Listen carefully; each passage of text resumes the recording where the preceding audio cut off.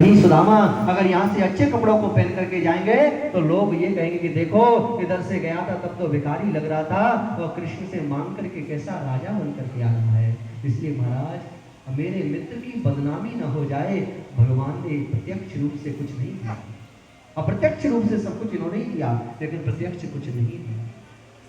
सुदामा जी वापस अपने राज्य में आए, आकर के देखा तो महाराज जिस नगरी में रहते थे उस नगरी का नाम सुदामापुरी हो गया है, जहाँ पर एक टूटी सी झोपड़ी की अट्टालिकाएं बनी हुई है।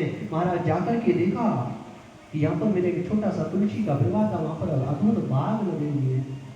सुदामा जी ने सोचा किसी दूसरे नगर में आ गया, भूलवश हो सकता है तो वापस जाने लगे। जैसे ही मुड़े पीछे से सुशीला देवी चौमुख का दीपक लेकर के दरवाजे पर आ गई, आवाज लगाई, कहा स्वामी कहाँ जा रहे?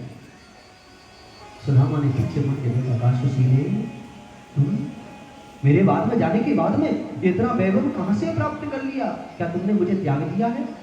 कहा स्वामी ऐसी बात मत कीजिए, सब कुछ भगवान ने दिया है। ठाकुर जी की कृपा से जितना भी यह सब कुछ प्राप्त हुआ है, कहा मेरे भगवान से कभी मांगा नहीं, मुझे ये सब नहीं चाहिए। अच्छा कृष्ण मुझे वैभव देकर के अपने वजन से दूर करना चाहता है तो मुझे ऐसे वैभव की आवश्यकता नहीं। हाँ मैं ये सब छोड़ करके वन के लिए जा रहा हूँ। जब महाराज छोड़ के जाने लगे तो परमात्मा प्रकट हो गए। कहा सुदामा ये ऐश्वर्य मैंने तुम्हारे भजन में विघ्न डालने के लिए नहीं दिया है, तुम इस ऐश्वर्य के साथ में मेरा भजन करो, मेरी माया कभी तुम्हारे ऊपर अपना प्रभाव नहीं दिखाएगी। अद्भुत आशीर्वाद देकर के भगवान ने उनको महाराज सब कुछ प्रदान कर दिया। सुखदेव स्वामी कहते हैं कि राजन सब कुछ होने के बाद भी सुदामा ने सब कुछ त्याग दिया, केवल भगवान का भजन किया।